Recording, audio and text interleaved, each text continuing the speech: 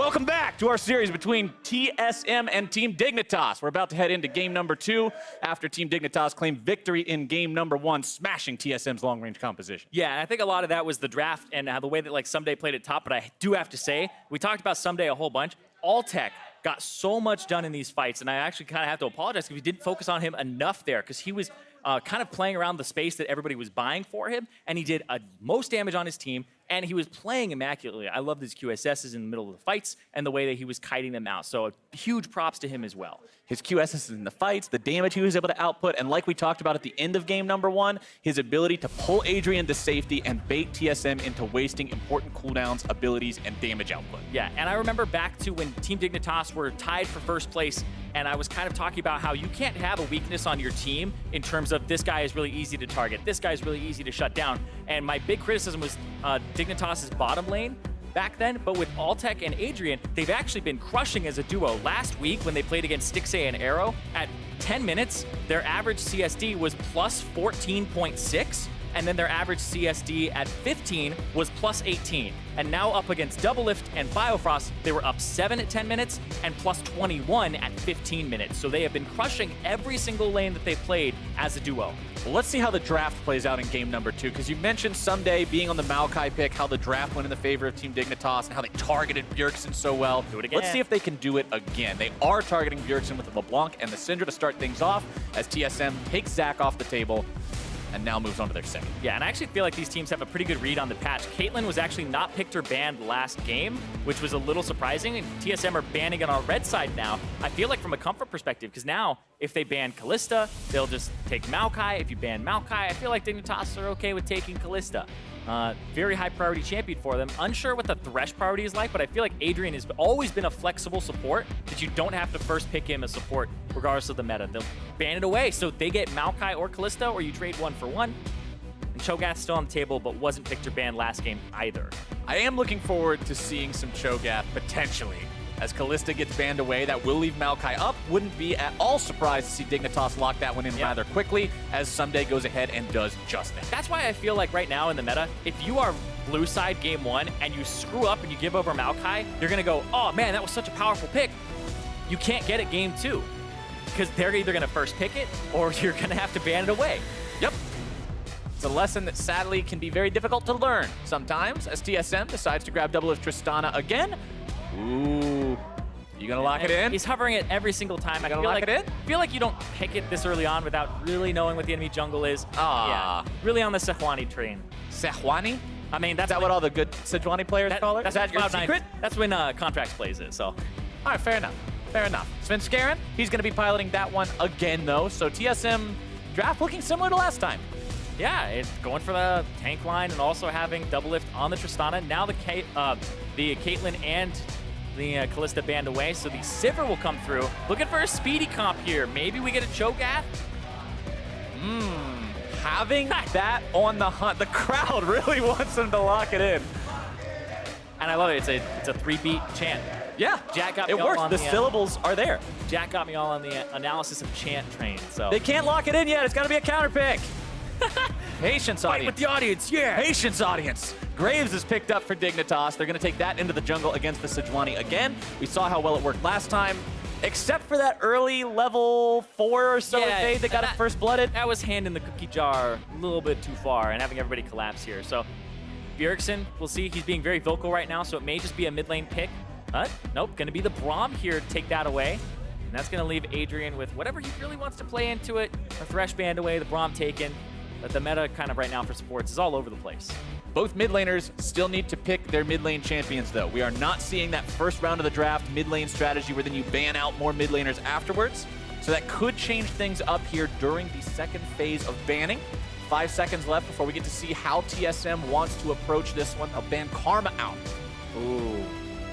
What if, all right, just hypothetical, what if Dignitas want to play Taric here and run the same composition in terms of, in essence, that Phoenix 1 ran yesterday in Game 2 against Cloud9 with a Sivir Taric bottom lane where you rush into the team fights with the ultimate on.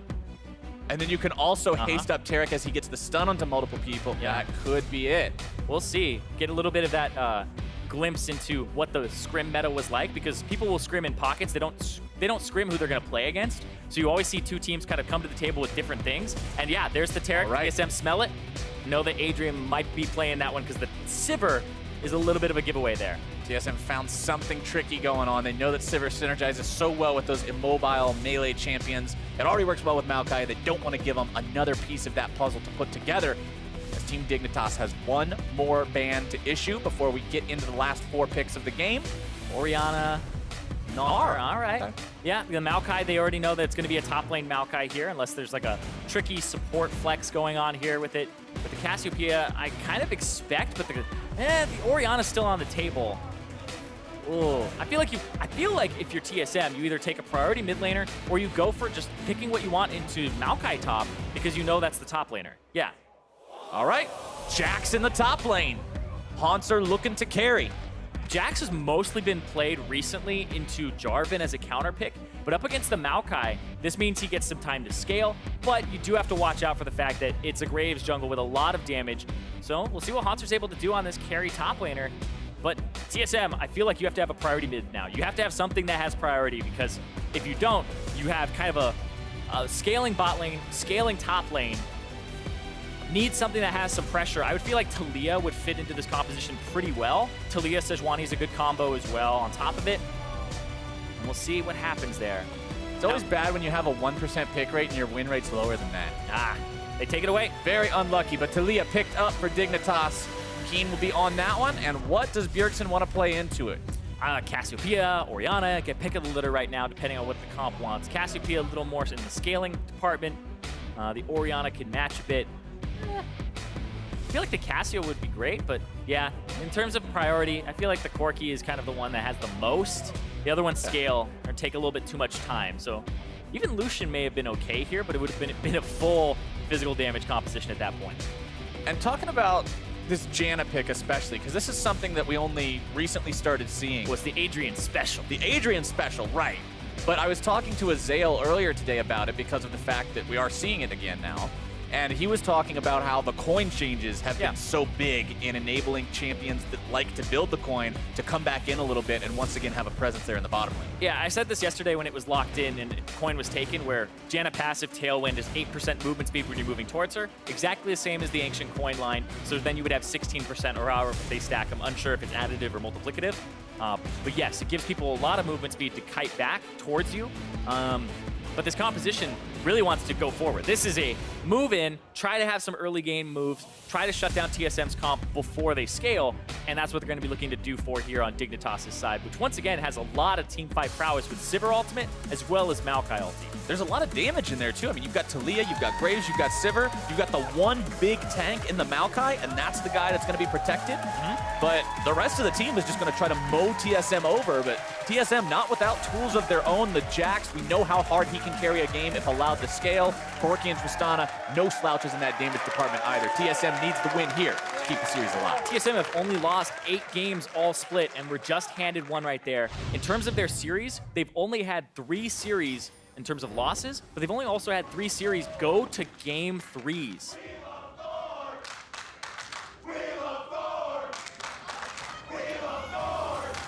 Crowd's got their chant going on. What is that? I don't know, but they're chanting. I was unsure. I was like, was that We Love Flowers? Because that would be my chant. That would be you're always #1 to me, Zyrene. Yeah. Welcome to Summoner's Rift, ladies and gentlemen. The teams are out of the summoning platform. The crowd is chanting no matter what it is. That's still cool. And we are ready for game number 2. TSM especially ready to prove that they can take this one to game number 3. Dignitas ready to prove they can. You want a fun fact? Dignitas have never lost 0-2. All of their losses have been 3-game series. So if they lose, it's just another one that's a 3-game series loss for them. And it just seems like Dignitas will get that leg up, and it also shows that they're prone. When they lose, they had a lead in the series at some point, or it was tied, and then they just let it slip through their fingers. So I'm not saying it's tilt, I'm just saying that there's an aspect here of playing long series and getting a little bit worn out towards the end and not being able to close it. Which totally makes sense. It's absolutely understandable that you could have that kind of mental wear and tear after going through a series, especially when you're used to closing them very quickly. Having it go past that normal point is an indicator that things aren't going well for you, and that could start to get towards people in terms of whether or not they can keep cool and make the kind of decisions and plays that will result in finding that win that otherwise may be a loss. See a little bit of that early information warding coming down at the start of this game as Shrimp looks to get himself a super leash. Yep, it's level 2 off just the small raptors. This is a blue side strategy of the super leash to get yourself into a lane very quickly. And I assume it's top lane. I assume he's gonna truck it all the way to the other side. Gonna have momentum over Svenskeren here, so he's already about a camp up. And Svenskeren's gonna take a while, go to the other side, do his raptors, then his red, which are warded, and they may have vision on him. We'll see when that ward expires on his raptors. He actually hit the wolves because the Hauntzer's machete does the burn, the 5 damage every second. So he actually got 15 HP per second there as he was traveling across mid lane, kind of using the wolves like a health potion.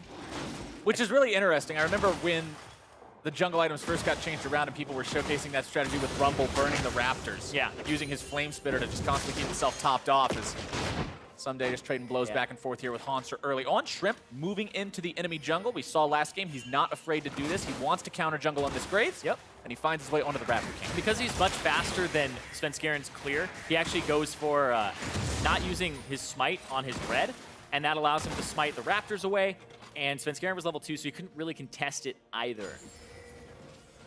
Can he find Sven again? Yeah, and so does he want to? What he was doing is he was trying to run in and look for where Svenskeren was, but Svenskeren...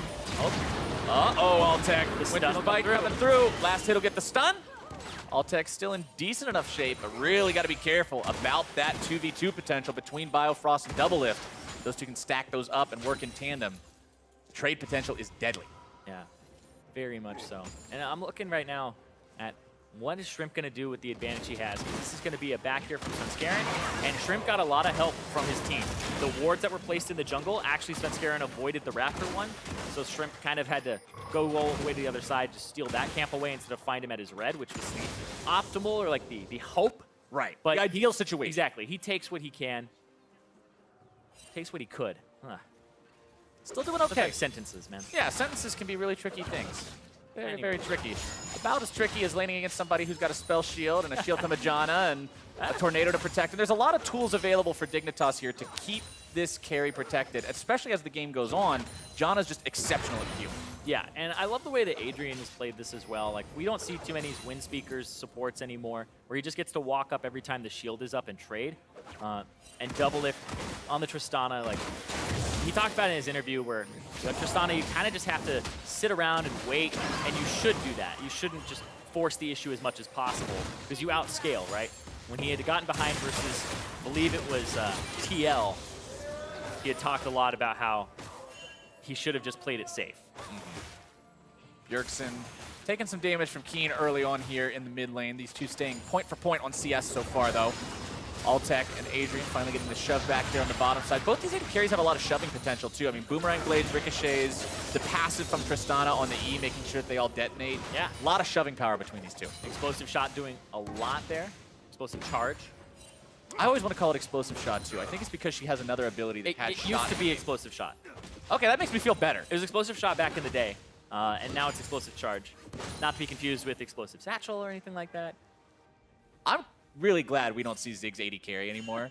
Watching him kill those turrets in 35% HP was a little bit of a tilter. I much prefer to at least watch Tristana auto-attack them to death.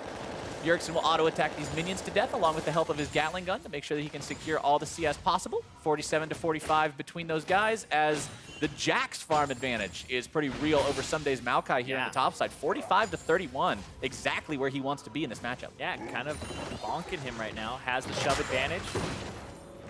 And we saw the trades early on where he was using the counter-strike and then dipping in. Very aggressive buy there with the Sheen.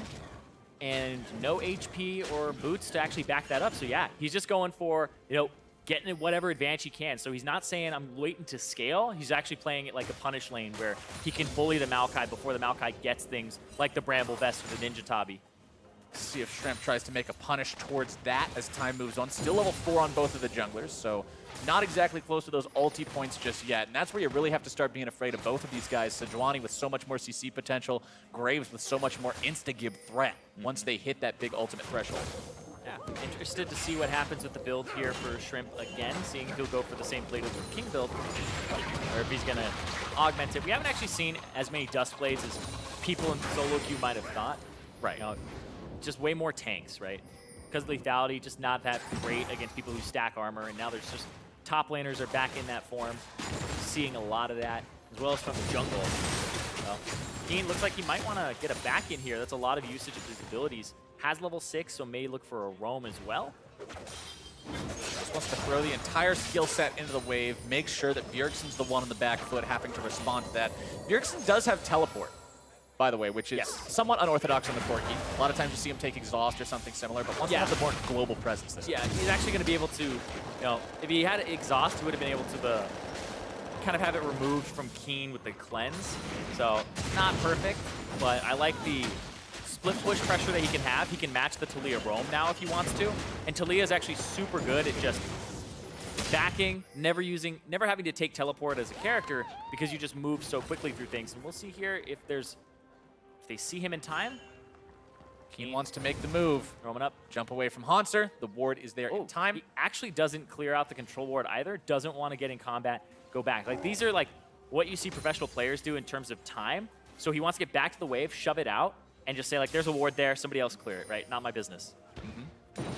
One of those things that you would normally think is questionable if you were doing it in solo queue, because you're like, why is my mid laner not clearing out the ward? I don't understand. He walked over it. He saw it. But exactly. Well, it's like back timers. We talked about like having a better back timer. Now this gives Bjergsen a timer where he gets to back, and then the next minion wave isn't a cannon minion wave, so Keane will shove this in, and Bjergsen will try to rush here with the package. They'll give him that out-of-combat movement speed. So he rushes back, and he'll be able to not miss anything. And Keane is going to try to push this out. We'll see, is his a cannon minion wave coming up? It is, so Keane will be in a good spot as well to not miss much. And Bjergsen with package, remember that whenever Corki has this, the enemy team's got to be extra careful. If you try to force anything or even just play as you normally would without respecting what he could potentially do with the roam, there's a big chance for him to make some kind of a play. Yeah, and you can see Bjergsen just actually had to clear out 2 control wards on his way there. So like you were saying, they're actually kind of ahead in terms of vision control mid for that moment, and now it just waxes and wanes. The package may not be used here in a situation to dive because they had to see, or Bjergsen had to spend that time going on that bottom side of the map. And he's going to try to mix it up. Last time they saw him, he was clearing wards out on the bottom side. If he goes for Maokai here, it's actually the change-up. Nope. Package is going to expire, so he just uses it to get back to lane fast. But that's the fate of, I'd say, 80% of the packages you see first round or two that they pick them up. The Corkis in professional play just often don't get the chance to use those effectively because their opponents respect it so much. Yeah, just use it for the better back timer to get to lane, rush in, try to have an item advantage. You can catch your opponent off guard if they haven't backed. So it can be quite useful in those scenarios. 600 gold lead for Dignitas just from farm, though. TSM, despite the fact that they're winning up there in the top lane, the jungle farm going the way of Shrimp. We talked about how Graves is so good at doing that. Also a farm advantage in the bottom side. Yeah, well, talk about gold leads here. Adrian is up about 300 because of his coin versus Biofrost having his Relic Shield. And then in the jungle, it's about 600 to 700 there. So it's actually a pretty hefty advantage in the jungle for Shrimp, who, I mean, thinking back to Challenger when I used to cast this guy on Rek'Sai, it was just a power farmer. He's always like the same level as his laners, just very far ahead of the enemy jungle and just tries to keep them down. And it was kind of what he was known for back then was it was very hard to jungle against him because of the pressure. He kind of lives in your jungle as much as he can. I want to point out that first Drake is also Mountain this time around. Pretty highly prized neutral objective between these teams. So should either side be able to take out the enemy jungler, they could go for that. And Dignitas have a better bottom half of the map here in terms of pressure.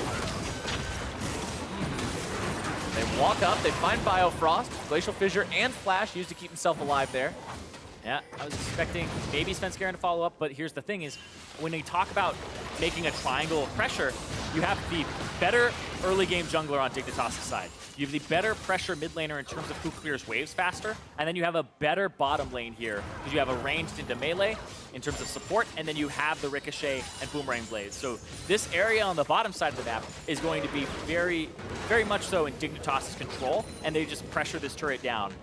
Yeah, trying to give Altec solo gold. Turret first blood as a 2v2 is fantastic news for Dignitas. Built them up to almost 2,000 gold lead at 11 minutes into the game, which is exactly where they were last game. It was just off of that 3-for-1 play.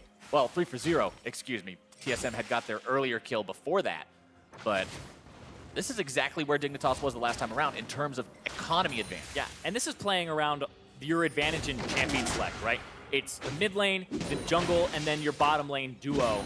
Whereas TSM have elected to kind of sacrifice the early game with their picks and go for more of a scaling type composition. And even if you tried to play to the top side of the map, because you don't have as strong of a jungler, I actually think the 2-on-2 is pretty even here. The Maokai would be able to root people for Shrimp to deal damage, but then Sejuani has the synergy with the melee champions like Jax to get a gank off. But you can see Svenskeren is paying so much attention to clearing out control wards back and forth on the bottom side of the map because it's just in Dignitas' favor. At TSM, I feel like are playing very reactive right now because they don't have as much pressure as they would because of this draft. And with the slow pace this game's taking, I want to go ahead and caster curse it real quick so we can get some fights. I love that. And at the same time, I want to step back and look at the bigger scope of how important this game is for both teams. Because remember, TSM is in extremely close contention, tied, dead straight, with Counter Logic Gaming and Immortals for first place. At the same time, Dignitas is in equally close contention for the 4th, 5th, and 6th spots against Team Envy and against Cloud9. So a win for either one of these two teams puts them further above their own competition in terms of making sure they stay relevant. Exactly. And right here, though, like just to kind of bounce off that, the macro play, the macro game, and the champion selects of these teams are things that you always have to take into account. The individual play and the teamwork matters as well. But right now, Dignitas getting mid lane turret damage, bottom lane tier 2 damage, and they're going to trade 1-for-1 in turrets, but also a very bruised bottom lane turret. And when you get that mid turret, you open up the map, and that bottom turret is very close to going down as well, half HP. So now they have control of enemy blue buff, they have control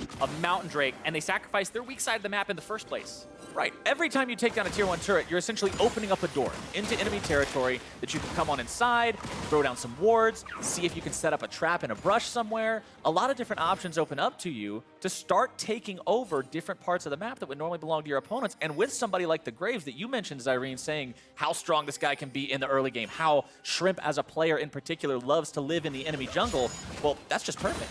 Yeah, he gets to go ahead and use that Tracker's Knife and constantly ward. We'll see what he's buying here first. Has a Ruby Crystal in his inventory. TSM playing to their strong side of the map. And because of the fact that they've kind of swapped it up and put Doublelift on the top side, no Mountain Drake has been taken by either team, which is a little strange. Dignitas has had control there. And Dig looking for a bit of a fight. They're going to get outnumbered here because the Sivir. But they buy the TP. So Sivir can push, go. So now that what Dig is going to do and say, you can get Rift Herald, we're going to go for bottom tier 2, push it. Bjergsen, does he answer this with a teleport? Does he answer this with a push of some kind? Because he would be the one to do so. But actually, Adrian, wow, okay. Altec not going to risk it. Instead, says Mountain Drake is worth more because it's a permanent buff. That's actually an interesting trade there in terms of how they're going to go for the objectives. Well, probably the give them one. Extra power later on to continue to secure objectives as the game continues. 14 minutes in, not an exceptionally fast first Drake timer. Pretty average, a little bit on the slow side. As it goes down, a nice bonus for Dignitas. Next one's going to be Ocean, so not the highest of priorities, but Doublelift is continuing to farm here in the top side. Still working on getting that Infinity Edge going that Altec already has for himself. Both of these two going to be building towards those crit builds, so it will take a little bit of time before they start to come online and become those serious damage threats in this team fight. Yeah, you're looking for those crit builds from these AD carries, but double terrain force for TSM, so they've actually hit a bit of that first power spike for this team composition that you would kind of want to have a Mountain Dragon fight right about now, but because of the fact that they've lost out on the turret and lost out on terms of what side of the map they were on when Mountain Dragon was being taken, it ends up being a pretty good move from Dig to take the Dragon instead of that tier 2, so better macro play. And that Bramble Vest on Ssumday is just so nice this game because, yeah, Corki does magic damage, but he's still auto-attacking you. He's still going to have any healing negated thanks to the Grievous Wound. It's still going to return damage to him, and it works wonders against Jax and Trist as well. Yeah, the double Warlord's Bloodlust is actually huge. That thing starts healing you for about 200 plus in the later parts of the game because of the AD, and people critting off of it gives them even more. So I think it's just a great item to pick up, spend 900 gold on. Also, it helps you clear minion waves, because when the minions hit you, you're just reflecting damage back at them. So it's almost like the replacement Sunfire Cape slash Bomby Cinder. Sunfire Cope. How to cope with not having wave clear. You buy the Sunfire Cope. It was almost like Sunfire Coat. Cope. But yeah, you know, because you don't want to buy it, you got to cope and get yourself a Bramble Vest.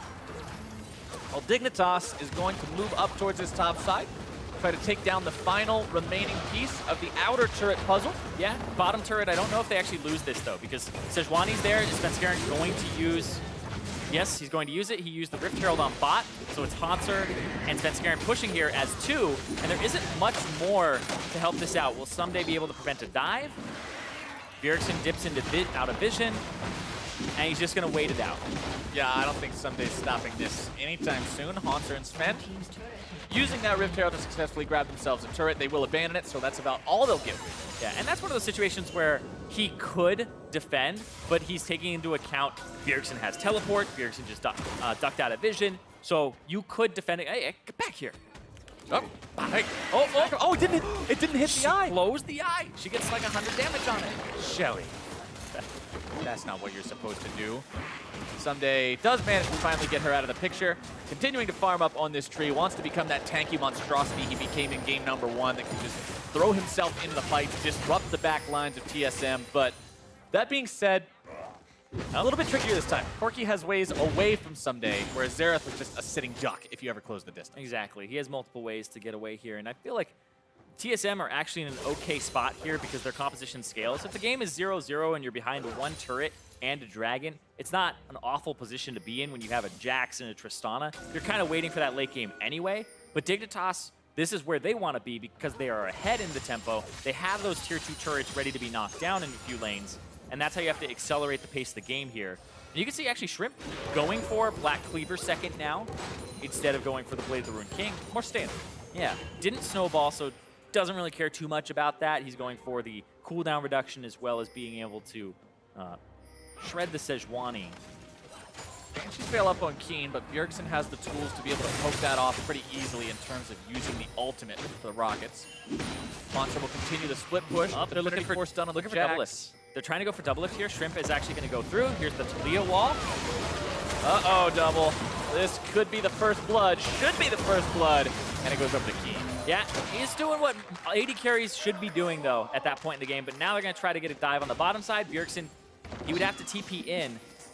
Oh, he actually missed him in terms of vision. Now, there's the TP. Looking for something back. Ssumday has to outplay. Ulti gets dropped, trying to use the Bramble Smash to get himself out. Stun comes through. Ssumday zoned away from the turret, but they can't find the kill. TSM will have to settle for looking for the Q instead. Yeah, this is actually 5 members from TSM bottom, and Dig are saying, screw that. Top lane, mid lane, trade 2 for 1 in turrets after they got Doublelift.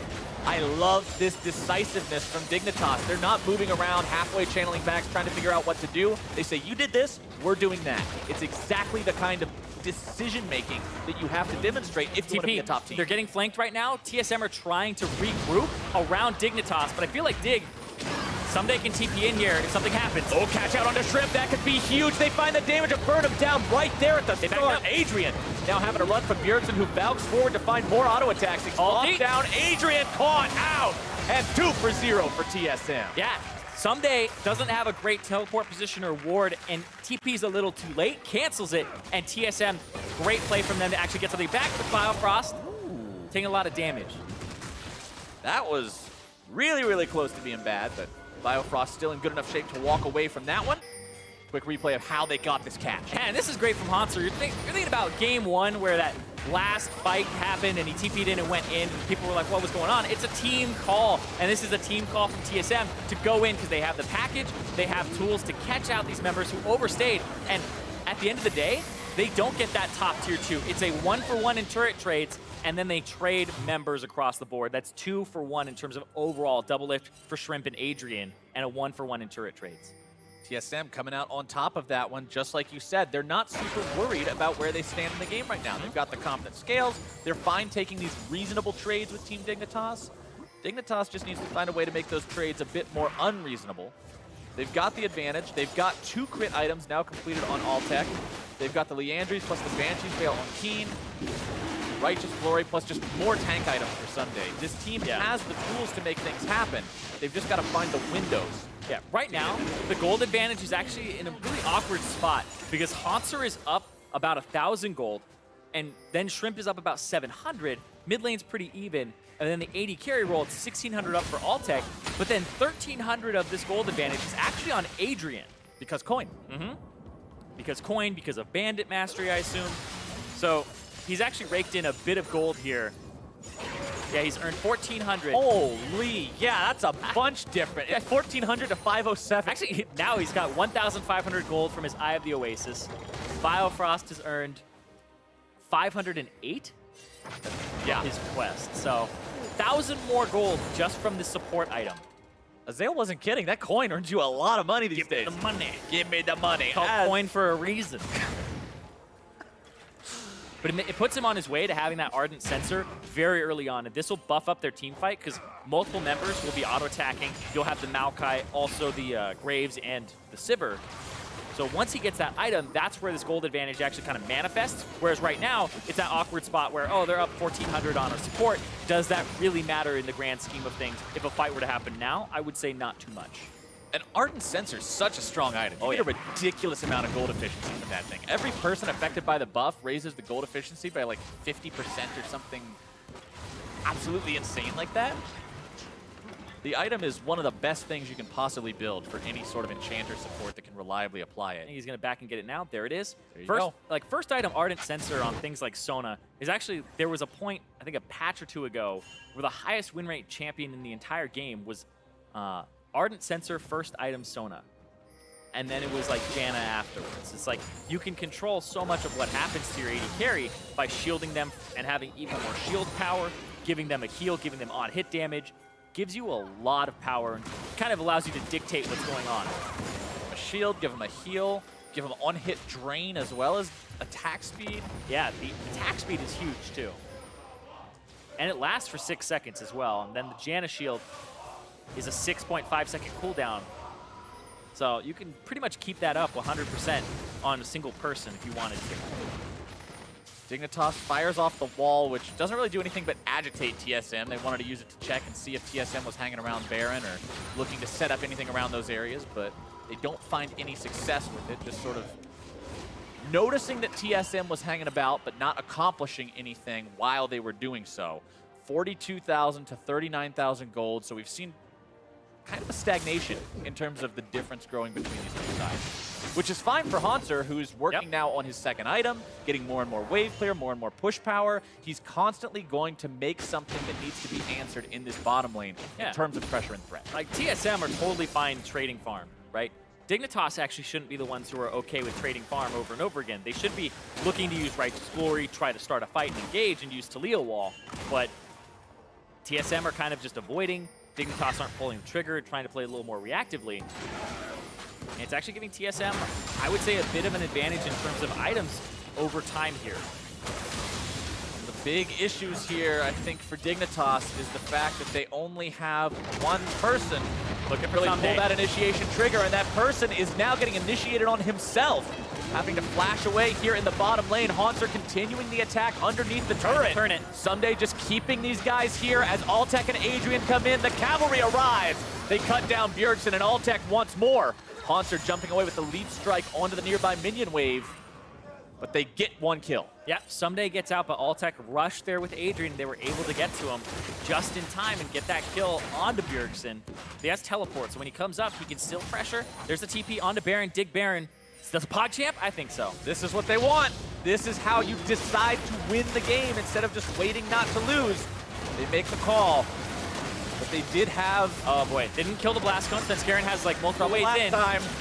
Biofrost, Doublelift, Svenskeren all over the wall. Baron below 1/4 HP. Sejuani ulti makes its way in. Doublelift goes over, trying to see what he can go now. Ssumday trying to block it, but the Baron is secured. Shrimp makes sure he's got it as Doublelift gets evaporated by the power of that Graves damage. But here comes the powered recalls to stop Hauntzer on that turret. Jax backing away. Jax just does so much work in a split push scenario. He'll get the tier 3, but he does not get the inhibitor. Now the rest of Dignitas pressuring here in the mid lane. They're up against both Bjergsen and Bio, but they've got the Baron Enchanted Wave. They want to get the tier 3 of their own, make it even. Bjergsen getting himself juggled back by the seismic shove. Yeah, gotta watch out for the TP from Hauntzer here if they're left in the area. They'd already caught him once. They need to learn from those lessons.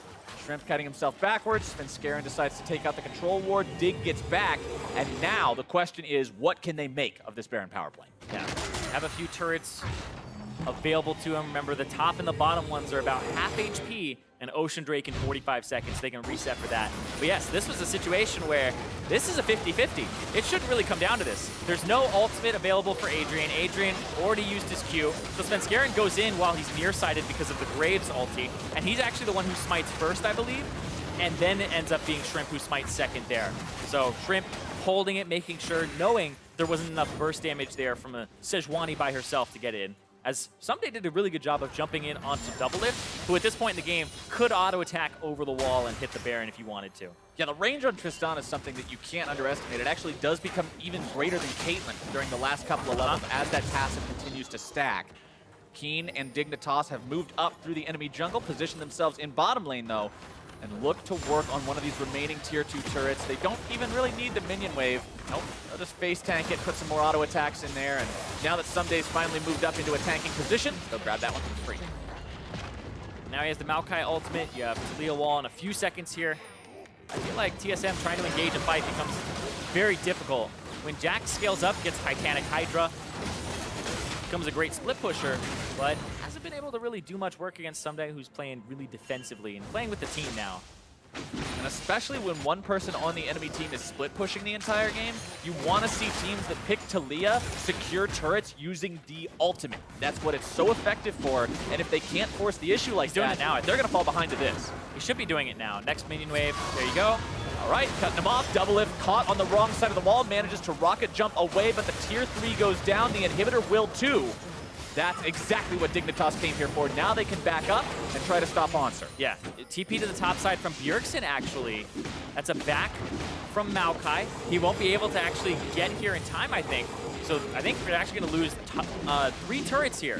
As 3 turrets... Oh, he just barely keeps her alive. 79 HP. But like the gold is so close because a lot of teams, once they're behind like that, you don't make that play. Bjergsen TP to the top side to get something back and keep pushing. And so TSM are trading constantly even though they're behind. And that's good because it means they aren't paralyzed. They aren't paralyzed by the pressure. They feel it, but it's not something that's completely pushing them out of the game. And Hauntzer's going to pick up what he can here. And this is most likely traded for a top tier 2 turret. But are there any TP locations for him? I don't feel like there are. He could go for that bottom inhib. Ocean for tier 2. Dignitas now has no objectives left to take outside of the enemy base. TSM are playing a risky game. They're playing the trade and try to wave clear strategy here. So he's going to go for this, jump on it. Baron Empowered Recall is actually not on Ssumday anymore. Not on anybody, I believe. Shrimp got himself back, though. Yeah, Shrimp got back.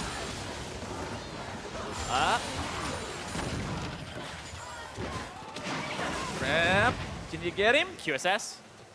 Still trying to catch up, flashing forward. But over the wall he goes, and Hauntzer is safe. But he pulled them away from pressuring the top, and he bought time for the Baron buff to wear off. And now, here comes the engage.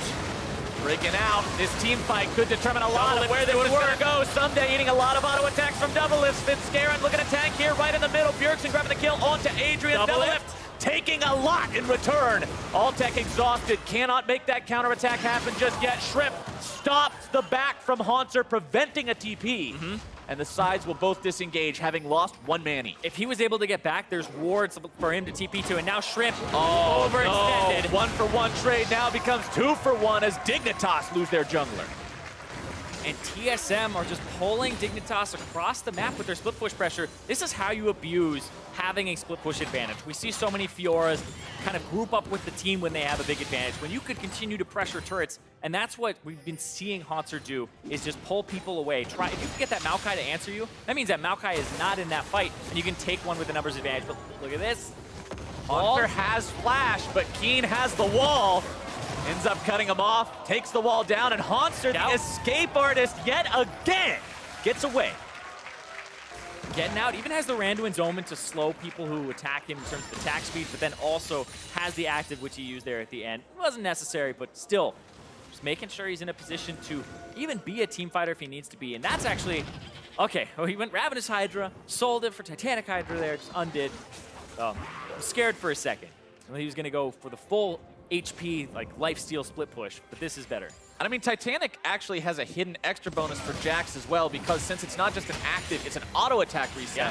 It does give you that instant empower for the third hit. Yeah, gives you more. If you use it at the beginning, it allows your passive of having more attack speed after every hit stack up faster, and it allows you to have that passive from your ultimate get to that next shot a little bit faster as well. Now he's gone from scary to scarier, and you just gotta wonder how much longer can Dignitas allow this madness to go on before there's just no longer a way to deal with this. I mean, yeah, you've got a Thornmail on the side of Ssumday, but this isn't the old lifesteal Jax. This isn't Gunblade plus Bork plus Trinity Force. This is a very tanky Jax. And they have to start something here. Ssumday's gonna maybe look for an ultimate. Righteous Glory trying to reach that backline, got slowed. Gets himself slowed down, but he's made his way into the very middle of TSM lines, popping off the ultimate as it crawls forward, rooting down to airborne Biofrost. Svenskeren continuing to kite himself backwards. Hauntzer on the back line of Keane and Shrimp that they continue to try to clean up. He's got the grip. Find the damage, and Altec's grabbing a killing spree. Svenskeren falls. Doublelift on the run. Altec still looking to get him too. A little bit more should seal his fate. That poor little Yordle. Doesn't matter if you got a spooky hat or not. I think the tornado will just do enough to keep him slowed down, and Altec's got a rampage. Yep, and that's what you need to do as Dignitas. You need to start those fights, and now Baron is back on the table, and they're doing this perfectly. They're not just starting the fights willy-nilly. They're starting the fight when they can get something afterward. Momentum once again in Dignitas' control. Now they move themselves towards the Baron. Hauntzer will continue trying to just be a nuisance wherever and whenever he can, but with their jungler dead, TSM knows there's no way to contest this, and Dig grabs another Baron. Yeah, they believe have gotten 3 Barons plus this series. They've been doing a fantastic job of controlling it, especially with that Maokai. I mean, the ultimate was just used. It's back up for Ssumday. Very low cooldown, 56 seconds to have a team fight ultimate every time. The Enchanted minions are ready to continue the push here in mid lane. Tier 3 goes down. Inhibitor now the target. Keane and the rest of Dig wanting to press this advantage further, but they've got to be careful to not overstay their welcome. One big throw could easily shift the momentum of this game into TSM favor. And they have gold to spend. TSM just spent all of their gold. There's still like thousands of gold on everybody. 2,800 on Altec that he'll spend here. And Ssumday, he's trying to get in, but I like the Taliyah wall, the cutoff options. But then the allocation of resources is just so good. Altec over the wall, hitting Sejuani, which allows him to ricochet onto Doublelift and Bjergsen both. And basically, it's a 3v4 on this side of the map that they end up winning, and then it's a 2-on-1 on Hauntzer. So normally when the split pusher can pull 2 people, you get a team fight victory. But because of the damage, good lord, crap. Okay. Yeah, everybody else on, I mean, that is so much damage. You could have everybody else in the game together, Yes, and it's just barely more than Doublelift, or barely more than Altec, my bad. Yeah. He's 2 levels up. The ricochets have been doing work. He's full build, 6 items right now. He is an item and a half ahead. This pickup for Dig has been worked. All right, inhibitors down. Doublelift got rooted by the ultimate from the Maokai. Dignitas still wanting to pressure this forward. Doublelift caught out and destroyed.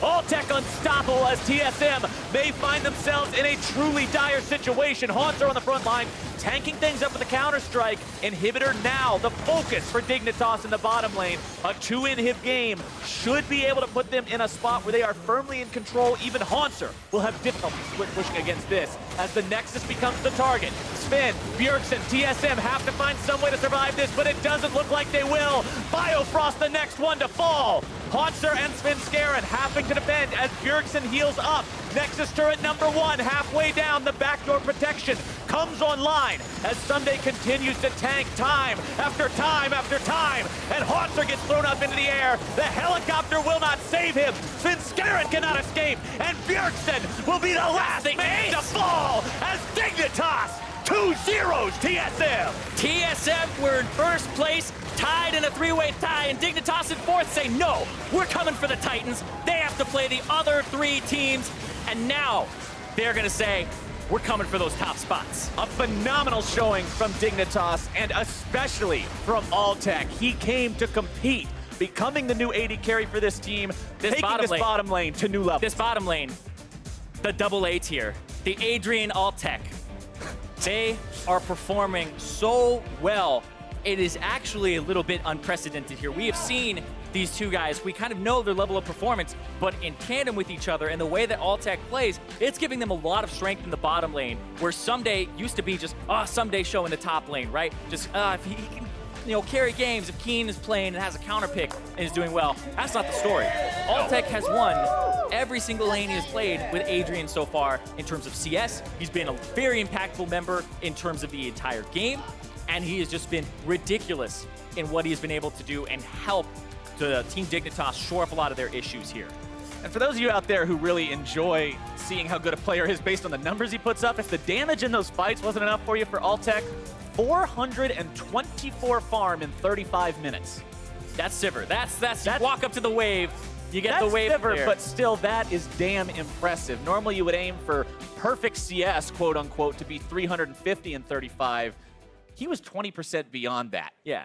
He was in every fight doing all the damage, still being able to farm that much. He's a monster. Yeah, and he has pretty much high kill participation. He's 11 out of the 12. Adrian is 100% kill participation. And with the Ardent Sensor, just the extra attack speed for Sivir, she starts going out of her mind like she has 7 items when Doublelift has less than that, less than 5. And it's pretty incredible what this bottom lane has been able to accomplish here in terms of who they've gone up against. They've beaten Stixxay and Aframu. They've beaten Doublelift and Biofrost. And we're saying like they've beaten them, right? It's like a lot of it is in terms of the 2-on-2, because they aren't really getting those ganks very heavily. You get some wards around the bottom side. You have the draft kind of focus around getting you Kalista. They didn't get it. They still had something that they were very comfortable with. Shrimp isn't playing like a super heavy ganking jungler either. He just has pressure on Svenskeren, and they control the triangle of mid, jungle, and bottom in both games so far. And when your jungler just takes the other jungler out of the equation, even if you're not directly ganking, you're telling your bottom lane, hey, if you win 2v2, you win. He's not helping. And I love this because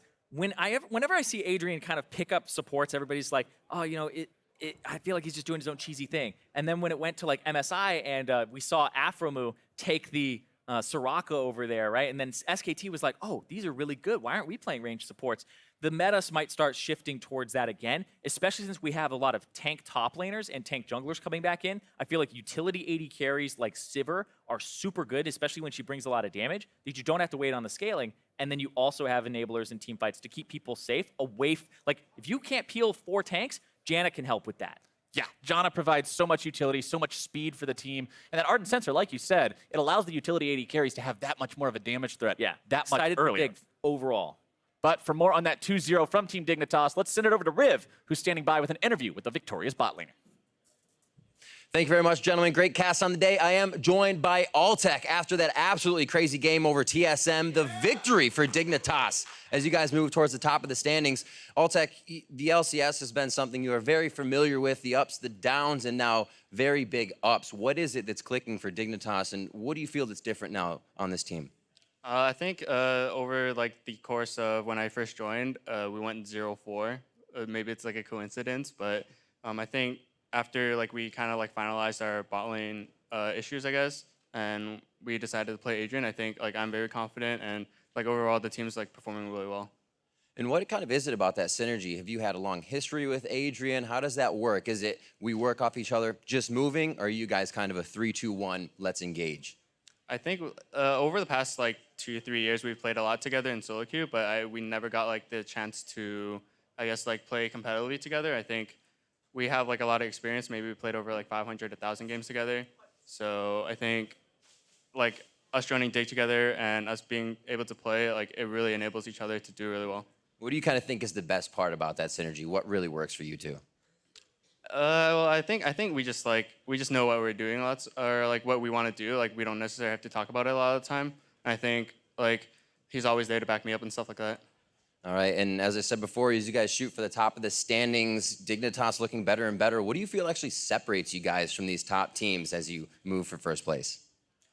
Oh, I don't know, because like this is a new patch, and obviously like the tanks are super OP now. But like even this game, the game 2 against TSM, we didn't really practice much of our bot lane combo, the Sivir Janna, but it was like a really good situation to play it. So we're able to play it, and we're able to do really well with it.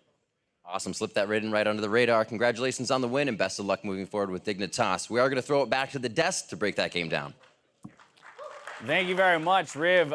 Unexpected result here with a 2-0 from Dignitas over TSM. That's not to disparage Dignitas and the run that they've been on recently, but at the beginning of the day, we were looking at the top 3 teams saying, well, TSM's the only team with single-digit game losses. Still true. Still true, because they now have 9. Yeah. But again, we were positioning them as, if you're going to make a case for a top team, it's TSM, and here they dropped 2 games to Dignitas right at the beginning of the day. And the big thing is, we heard Doublelift last week saying, okay, 7-14, resets everybody, this should be good for us. But a lot of TSM's players are very slow at adapting, and TSM as a team has always been known as the team that kind of figures out the meta slowly and grinds you down through standard play. Well, you don't have standard play yet on 7-14. No one knows exactly what the meta is, and you see multiple times here that the TSM does not feel comfortable drafting to what we think are the power picks right now. Let's pull up that draft. Let's take a look at what these teams ended up with, because on the side of Dignitas, once again, the Maokai goes over into the hands of Ssumday, but right alongside that, we've got that Sivir coming out again. Makes for absolutely insane rates of engage when they choose to fight. If you've missed Sivir Maokai comps, I'm pretty sure they're coming back. Sivir actually has some okay matchups in the bot lane, not great, and with all the focus on playmaking supports and less bully potential that you saw a couple, patches ago with all the range support mages, those are gone for the most part. So Sivir is actually pretty happy in the meta as it's starting to evolve, and with so many tanks, she just speeds them up and throws them into the rest of the team. Separately, I thought you made a very interesting point after we saw the Janna locked in again next to the Sivir, that while, yeah, maybe Janna individually isn't the strongest support champion out there in the meta, right along Sivir, it kind of allows her that extra AD for the ricochet and, boomerang clears on the wave to just say, look, you're not going to make any progress on our turret. Sure, we might not be doing a ton to you, but I can just sit here and farm all day. And eventually, they actually took the first turret bot lane just by shoving constantly, and they got a small CS lead, and that's kind of what started Dignitas' snowball. The other thing to point out, though, is, of course, TSM, Jax. What the heck is that? I'm not exactly sure. We've seen what patch are we? What patch are we on? I believe it's 7-14. Was Jax a strong pick? I believe in 7-13? I think Cho'Gath was supposed to be one of the priority picks. What's confusing is that this pick is coming out, and it's not even a holdover from a previous patch. It seems like they're trying to shoehorn a champion in, and when you've already seen the picks here, how do you ever expect to successfully pull off a 1-4 split? I don't know, because if you get a lead, like any comp can work, and if Jax is able to hammer around turrets while you set up with your double AD carry in front of another turret, that's fine. I think that this draft as a whole can make sense, but when you're playing it into Maokai Sivir, who are just going to charge at your 4-man core and force a fight or force objectives, it's so hard to buy enough time in an even game for this Jax to really start doing work in the side lanes. I mean, we saw the attempts, right? A few times, Hauntzer able to really extend his, push in the bottom lane, threaten those inhibs, but all for naught, because once again, as soon as Dignitas decides to pull that trigger and they execute on it, they get the win. Do want to take a look at one replay, once again, around the Baron, where Dignitas is finding all of their success. 25 minutes in, they only end up with 1 kill for 0, but they get the Baron as well. This was a situation where they had just tried to make a play in the bot lane. Bjergsen ends up going down during that, and it's all too easy for Dignitas to force at this Baron. It is admittedly a little risky, but that was risky. This is something that we're kind of used to seeing at this point for Dignitas. We hope for better Baron control. We don't always get it, but they will force aggressively, and that's one thing you have to give them credit for. And then once they got that, they became super aggressive, and you saw them, Sivir ulting the Maokai at them, and they were just brute forcing turrets down in front of TSM. And it's like we said, a pretty erratic gold graph, but still generally trending up. And that's what we were saying in the previous game where, yeah, TSM will throw some punches back at you. They did have that one TP play, around that 20-minute mark where they got 2 kills, but they're still slowly losing over the course of the game. But that is indicative of TSM still being a good team, that even in the loss, they are finding their way to make stabs back at the lead. Credit to Dignitas for not throwing it back to them, right? Okay, we lost a single engagement. Let's reset, refocus, and make sure that the next time we take a fight, the gold graph spikes in our direction. Altec picking up another player of the game here for that Sivir play. I mean, hey, you're putting out the DPS. Look at that. 10K over the next person on his team. That's half of it there, as well as those engagements right alongside Ssumday. That's the big thing, is that he won laning phase, which is, something that Dignitas was struggling with. Was like, Ssumday generally plays well, but between Keane and when they had Lot, it was who can step up to help them out. Now it feels like their bot lane consistently is stepping up. They have a great meta for them because they have the Kalista, they have the Tristana, and now they're showing the Sivir as well. It feels like they're very well positioned to continue playing well on 7-14. And Dignitas moves to 8-5, only now 1 match behind TSM, who dropped to 9-4. So again, when we talk about the shuffling to be done at the top of the standings, there's plenty that can still happen. For TSM, though, It's got to be about, again, as you mentioned, adapting to this patch in time to remain at the top. They want that playoff bye. You got to finish 1-2 if you want it. Right, and I think it might be a struggle to finish 1-2, but I wouldn't be too concerned as a TSM fan because when you're looking at this meta as it grows, if it becomes a tank meta with your backline trying to melt frontline, It's actually ideal. that sounds pretty good. Hauntzer on Maokai has done great. Bjergsen on hard carries, Doublelift on hard carries is great. So you might actually end up fine. Yeah. It's just might be some growing pains. That's a funny point. This meta does seem like the TSM meta. They just still need time to warm into their own meta. Yes, exactly. All right, there we have it. That wraps up our first series. We've got 2 more teams taken to the stage. Up next, Blackwest hit the Rift as they hope to take down Immortals. Don't go anywhere.